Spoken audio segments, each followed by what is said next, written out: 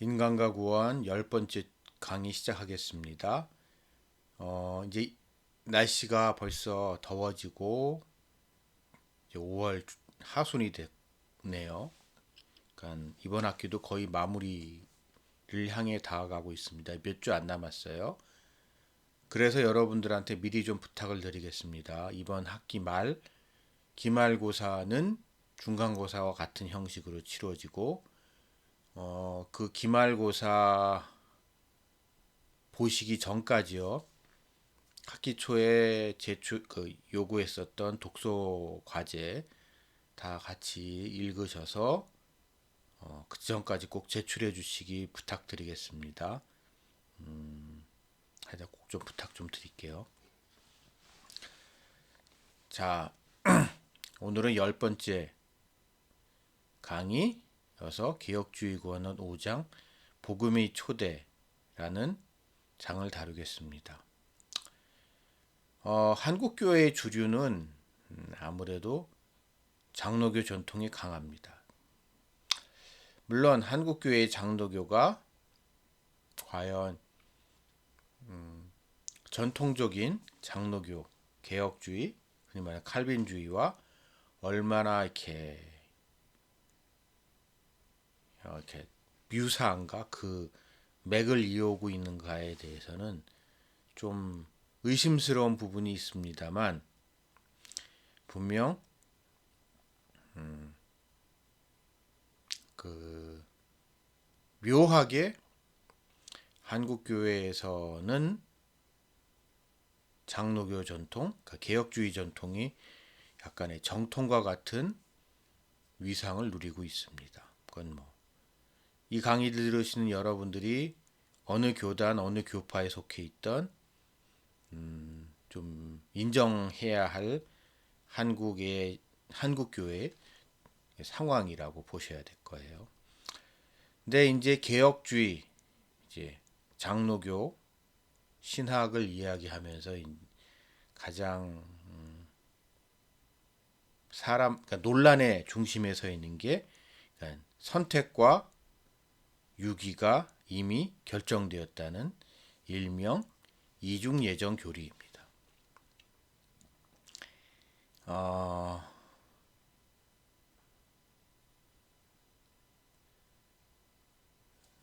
그 이중 예정 교리가 한국 그 개혁주의, 그러니까 개혁주의 바깥의 진영에서 개혁주의를 공격할 때, 장로교를 전통 공격할 때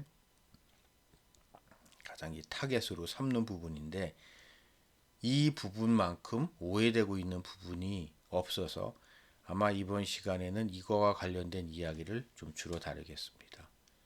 일단 먼저 말씀드릴 거는 설사 이중 예정 교리, 우리가 일반적으로 알고 있는 이중 예정 교리에 대한 우리의 생각이 맞다고 하더라도 복음을 전하는 전도와 또 복음을 그러니까 널리 전파하는 선교에 대한 선교의 중요성, 그거에 대한 사명감은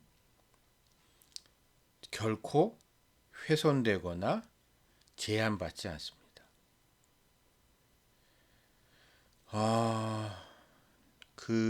여러분, 우리가 신학을 공부할 때요, 어떤 특정 신학, 그러니까 신학이라는 것에 너무 몰입하다 보면 성경 말씀을 이렇게 억지로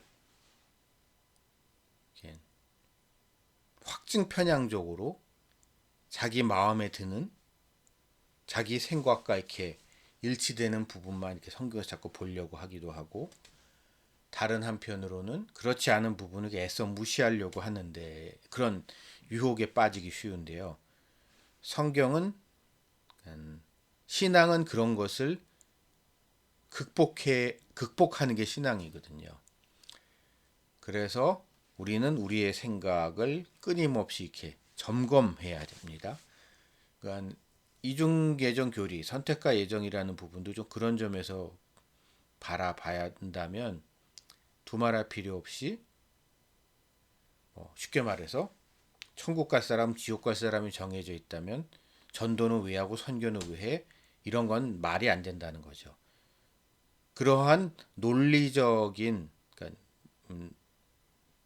논리적인 추론 뭐 그렇게 생각할 수도 있겠지만 그렇다고 해서 그것이 하나님의 지상 명령보다 결단코 우선할 수 없다는 겁니다. 우리가 여기서요, 제가 좀 강조하고 싶은 게요, 왜 개혁주의 전통에 있어서 이중예정 교리가 나오게 됐고, 특히 선택이라는 부분, 하나님의 선택과 유기를 강조하게 됐는가는 그 개혁주의라는 게 만들어져서 태동에서 성장해서 확립되었을 당시의 역사적 배경 속에서 좀 고민해 볼 필요가 있습니다. 그러니까 그 개혁교회라는 것 자체가 종교개혁 때문에 만들어진 거잖아요. 종교개혁이라는 게 가톨릭 진영의 그 부패 내지는 중세 스콜라주의의 모순 때문에 등장하게 된 거란 말이에요. 그럼 그 중세 스콜라주의의 핵심은 뭐였냐? 교회거든요. 교회. 그러니까 철저하게 교회를 위한 교회에 의한 교회의 신학이 중세의 신학이었다면 이것이 그러다 보니까 모든 걸 교회로 그러니까 교회의 권위로 교황의 권위로 이렇게 집중되는 그런 부작용을 일으키게 됐는데 그런 상황 속에서 첫 번째 인간이 믿음이라는 것. 교회가 중요하면 나는 뭐야 나라는 한 사람. 그러면 나의 믿음은 과연 뭐냐 이거예요. 이런 거에 대한 고민 때문에 교회 구성원이기 이전에 한 사람의 나에 대한 고민이 루터의 종교개혁을 촉발시켰다면 그래서 루터의 교는 지금까지도 예나 지금이나 이 구원이라는 문제, 구원론에 집중을 했다면 개혁교회는 그거와 조금 결이 다른 부분이 스콜라주의가 가지고 그러니까 그 중세교회가 했던 이야기 중에 하나라고 할 수 있는 그런 구원의 그러니까 행위 구원에 대한 반론, 그러니까 구원의 불확정성에 대한 이런 것 때문에 끊임없이 사람들을 불안하게 만드는 것. 그러니까 그것에 대한 해답으로 루터는 개인의 확신, 나의 믿음이라고 봤다면 종교개혁자들, 그러니까 개혁주의자들, 그러니까 칼빈주의 전통에 있는 사람들은 그거를 하나님의 의지, 하나님이 구원하시고자 하면 구원하는 거다라고 보는 거거든요. 그러니까 불안해하지 말고 나 버림받는 거 아니야 내가 이거 잘못하면 막 버림받는 거 아니야 막 이런 공포에 시달리고 살아가지 말라는 거거든요. 그러니까 네 할 거 다 하고 네가 할 수 있는 거를 하고 그 다음에 하나님에 맡겨라. 이제 그게 개혁주의 신학의 큰 흐름입니다. 그러다 보니까 조금은 운명론적인 게 있죠. 그러니까 개혁주의 신학의 출발점인 찌빙글리 같은 사람은 분명히 좀 그런 경향이 있다고 볼 수도 있어요. 왜냐하면 누구는 왜 이러고 누구는 저러지라는 것에 대한 고민 같은 게 그한테 있었던 거죠. 그러다 보니까 결국 이거는 인간의 노력이나 우리의 하여튼 인간의 그 무엇이 아니라 우리 사람이 뭘 하냐는 게 중요한 게 아니라 결국 하나님의 뜻이구나, 하나님의 의지구나 모든 게 라고 하면서 더 하나님한테 의지하고 더 하나님한테 매달리고 더 하나님을 바라보게 하는 그러한 특징을 보이고 있습니다. 여기서 제가 꼭 한 가지 지적해 보고 싶은 게요. 우리 여러분 이 강의를 듣는 여러분 전부 다 기독교인이잖아요. 교회 안 다니신 분은 없을 거라고 생각을 합니다. 근데 우리가 믿고 있는 기독교가 다른 종교들과 달리 기독교라는 종교가 등장하기 전까지 모든 종교는요 기본적으로 어떠한 특정 집단, 특정 민족, 특정 국가의 종교였고 왕의 종교였고 어떤 민족의 종교였고 같은 어떤 특정한 종교 엘리트들의 지배 이데올로기와 연관되어 있는 종교였어요.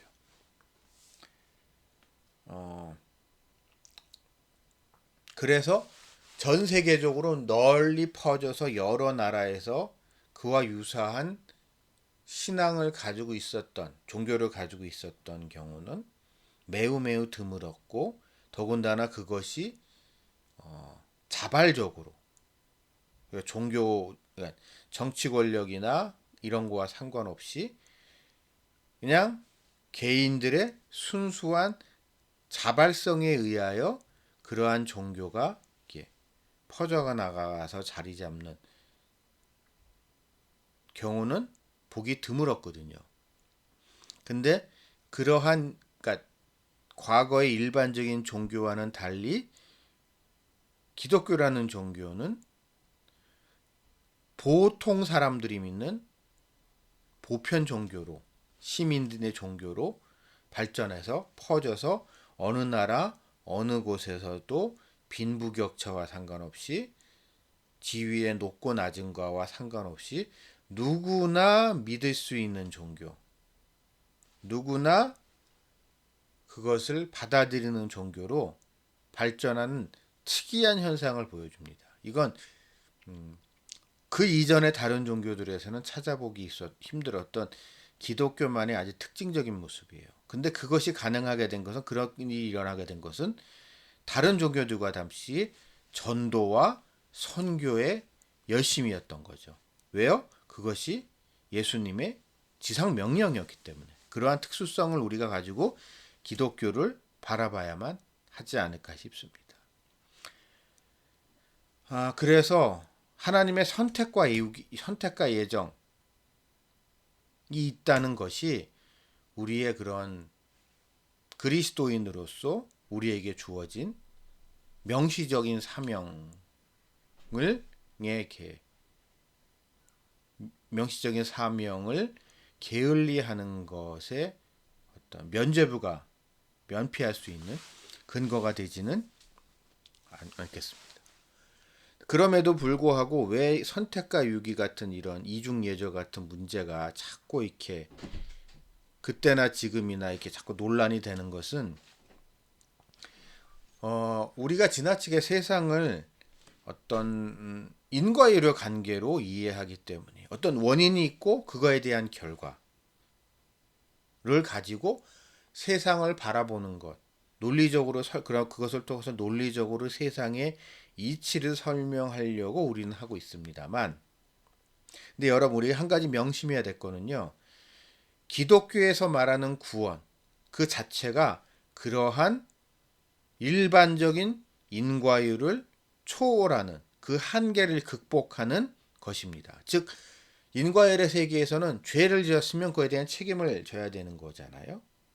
우리는 인과율이라는 거 익숙해서 그러니까 기독교가 다른 종교와 비교해 죄를 짓고면 그거에 대한 벌을 받는 거고 착한 일이 했으면 그거에 대한 상을 받고 이 두 개를 가지고 일단 서로 이렇게 비교하는 퉁치는 그런 거에 우리의 본성은 더 익숙하죠. 우리는 그런 인과율의 세계에 살아가니까요. 그러나 구원이라는 것은 우리의 죄의 무게가 너무 크기 때문에 그것을 감당할 수 있는 그 죄에 대해 대가를 치를 수 있는 것은 우리에겐 있지도 않고 있을 수도 없고 오직 예수 그리스도의 십자가와 부활밖에 없다는 거거든요.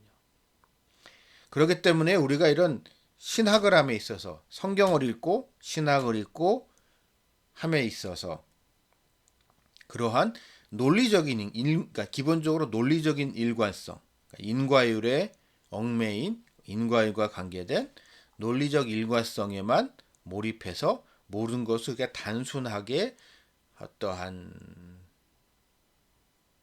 틀 속에 가두려고 하는 시도는 단호히 그러니까 우리가 배척해야 됩니다. 그렇다면 우리는 과연 복음을 들었지만 예수님을 부인하는 사람들, 막 우리가 전도를 하려고 한단 말이에요. 여러분 친구나 뭐 가족들 막 전도하려고 막 붙들고 여러분 이렇게 막 누군가는 막 교회를 끌고 가려고 정말 노력하고 애를 썼는데 그런 사람이 알겠어. 아유, 내가 다음에 갈게. 오늘은 이번엔 내가 뭐 이래서 안 되고 저래서 안 되고. 그러다가 이제 결국 그러니까 안 되는 걸 하다 보면 이거를 일종의 어떤 예정의 결과다. 하나님께서 선택과 유기를 예정하신 그 결과라고 생각하는 건기 쉬운데요. 그거는 우리에게 종말론적인 긴장이 너무 약화됐기 때문에 종말론적인 긴장이라는 건 쉽게 말씀드리면은 우리가 끝을 알 수 없다는 거예요. 끝이 있다는 거는 아는데 끝이 어떨 거라는 건 우리는 모르거든요. 즉 우리가 누구를 막 전도를 하려고 하고 그러니까 지금 현재 그 사람이 교회를 다니냐 교회를 다니지 않느냐 하나님을 믿느냐 예수님 믿느냐 그렇지 않느냐가 최종적인 것이 아니라는 거죠.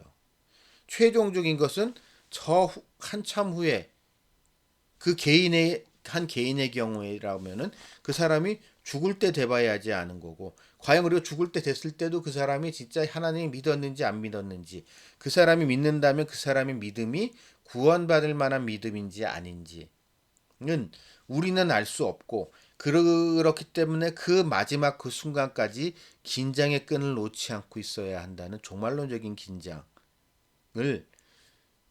무시하고 그냥 지금 당장 믿으시는 분 아멘 하시겠습니다 하면 뭐 아멘 하고 뭐 내가 찬양 들으면서 막 너무 가슴이 막 뜨거워지고 막 이러면서 막 눈물 막 나고 막 은혜를 입은 것 같고 그러면 구원받은 것 같고 그러니까 지금 이 순간 내만 몰입하는 아니면 내 주변에 있는 어떤 사람 저 인간 저렇게 있는 걸 봐가지고 저게 예수 믿는 사람 맞아 내지 뭐 이런 타인에 대한 우리의 곧 짧은 찰나에 우리가 알고 있는 한 단면만 가지고 그 사람을 우리가 평가하면서 나타나는 끝을 보지 않고 그렇기 때문에 나타나는 우리들의 현상입니다. 그래서 우리는요 이게 요즘 길게 봐야 돼요. 멀리 봐야 되고 관뚜껑 덮어봐야지 알고 좀 심하게 말하면 이 강의를 듣고 이제 여러분 전나 저나 다 아마 하나님께서 다 천국으로 보내주실 텐데 누가 구원을 받았는지 구원을 못 받았는지는 우리가 좀 죽어서 우리가 먼저 가서 저 하늘나라 가서 딱 둘러봐서 누가 있는지 없는지 저기 아래 보니까 쟤는 저기 있네 라는 걸 그때 가봐야지 알 수 있는 거란 말이에요. 그거를 지금 우리 지금까지 제한적인 우리의 정보를 가지고 제한된 정보를 가지고 우리가 우리 딴에는 우리의 이 잘난 머리를 가지고 이성적으로 생각하고 합리적으로 판단해서 막 어떤 그 논리적인 일관성 자기 뭐라고 해야 되나요? 순환 논리에 빠지는 결국 그러다 보면 교파적 독선에 빠지게 되거든요. 그거를 우리는 회피해야 됩니다. 그러니까 극단적으로만 해서 개혁주의 같은 경우 개혁주의 저도 개혁 장로교 쪽 사람이지만 개혁주의 같은 경우도 이제 옛날에 한동안 극단적으로 이게 빠지게 되면 선교랑 전도를 안 하는 게 아니라 못하게까지 했었던 적도 있거든요. 왜? 하나님이 다 하실 건데 거기에 인간이 뭐 간섭을 하냐 이거예요. 그런 얘기까지 나올 정도로 성경에 그렇게 그러한 교파적 독선에서 우리는 이렇게 늘 우리는 좀 피해야만 합니다.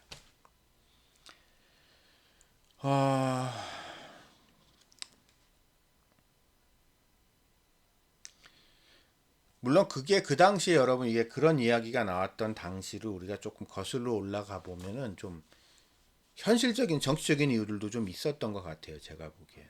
그러니까 그 시대는 한마디로 쟤네들이 한참 잘 나갈 때였고요. 영국 애들나 네덜란드 애들이 나 이런 그러니까 복음을 이렇게 막 자기네들 식민지 가서 이렇게 부려 먹어야 되는데 악랄하게 이렇게. 걔네들이 다 교회 다니면 이제 같은 그리스도 안의 형제 자매라 그러면 좀 불편하잖아요.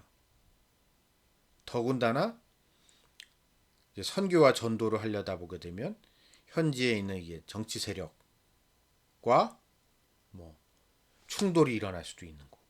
대표적으로 그래서 일본 같은 경우에 에도 막부가 기독교를 강력하게 탄압할 때도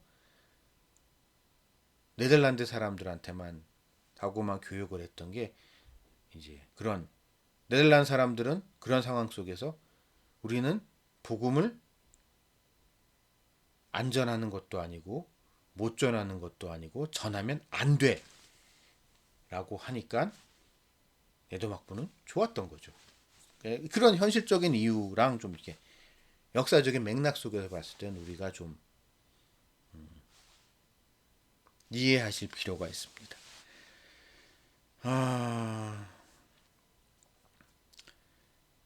그런 거가 이제 그 시대의 극도의 인간의 합리성을 추구했었던 19세기 시대적 상황과 맞물리면서 18세기, 19세기의 시대적 상황 속에 맞물리면서 좀 어쩌면 개혁주의 흑역사 같은 그런 부분.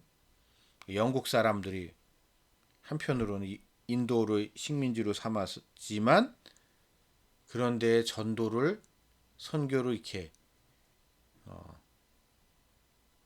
열심히 안 한 거. 그러니까 그게 이제 카톨릭 진영 정반대 카톨릭 진영을 놓고 보면 남미나 이런 데 봅시다. 이제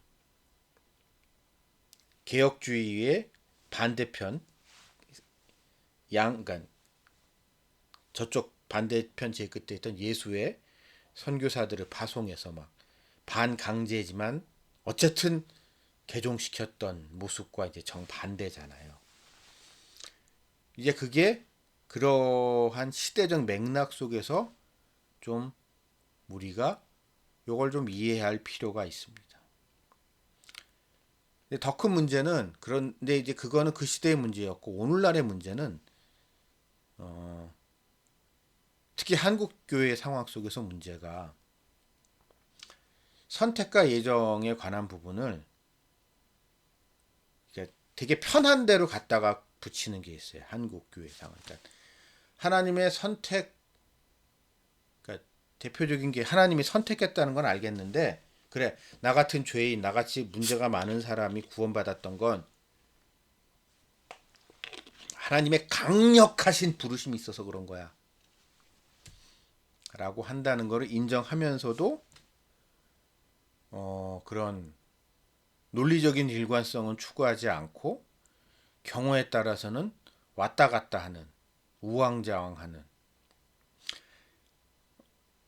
그러니까 여러분 이게 좀 말이 좀 뉘앙스가 좀 묘할 수 있는데요. 흔히 말해서 하나님이 나를 부르셨기 때문에 내 교회를 잘 다니고 있지만 그래도 내가 얼마나 잘 다녀. 나 열심히 교회 다니고 주일마다 교회 꼭 가고 내 술도 끊었고 술도 이제 교회 다니면서 안 마시게 됐고 담배도 끊었고 11조도 열심히 하고 새벽 기도도 나가고 이런 공로 사상? 그러니까 이게 묘하게 섞이면서 도덕적 타락을 정당화시키는 경향이 있습니다. 그러니까 나중에 이제 오늘은 그 얘기 좀 하긴 좀 그런데 그렇게 도덕적인 타락을 정당화하면서 그때그때 편한 대로 이때는 이 말씀, 저 때는 저 말씀을 가지고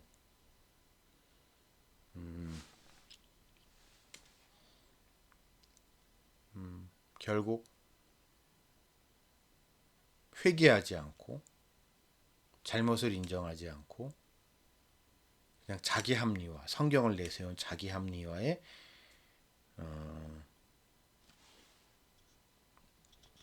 빠지는 그런 모습을 우리가 목격하게 됩니다. 우리는 이 시대를 살아가고 있죠, 여러분. 이 시대. 근데 이 시대 그렇기 때문에 우리에게는 이 시대의 한계를 극복하는 게 참 어렵습니다. 왜냐하면 이 시대에 우리가 생각하기에 가장 합당하다는 거, 타당하다는 거, 당연하다는 거, 그러한 우리의 이 시대가 우리에게 요구하는 어떠한 가치 판단, 이러한 것들이 우리를 지배하거든요. 그러니까 그거를 그러니까 말씀이 아니라 말씀을 그거를 근거로 자꾸 이렇게 해석하려고 하고 말씀을 말씀 그대로 해석하는 게 아니라 그거를 통해서 해석하려고 하고 그 뭐라고 해야 되나요? 그거를 가지고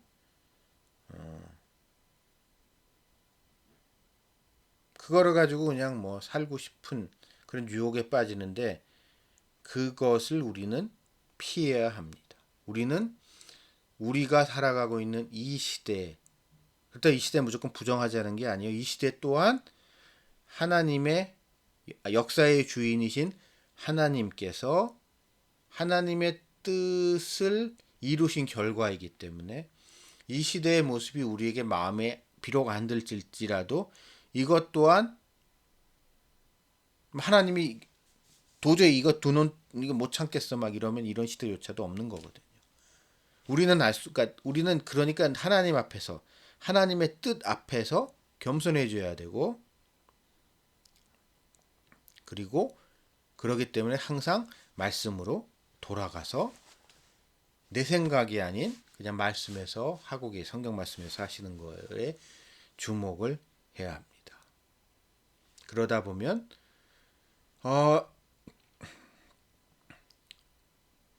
선교나 전도 참 어려워요. 복음을 전한다는 거. 누군가를 복음을 전하고 교회 어렵습니다. 항상 어려웠어요. 쉬웠던 적 한 번도 없습니다. 요즘 뭐 교회에 대한 뭐 사회 뭐 평가가 너무 안 좋아져서 전도하기 너무 힘들다라고 이해하시는 분들 계신데요. 아니에요. 단호하게 말씀드리겠습니다. 전도하기 쉬웠던 적 한 번도 없어요. 예수쟁이라고 욕 먹어야 되는 거고요. 재수 없다는 소리는 먹어야 되는 거고요. 그게 정상입니다. 어려운 게 정상인 거예요.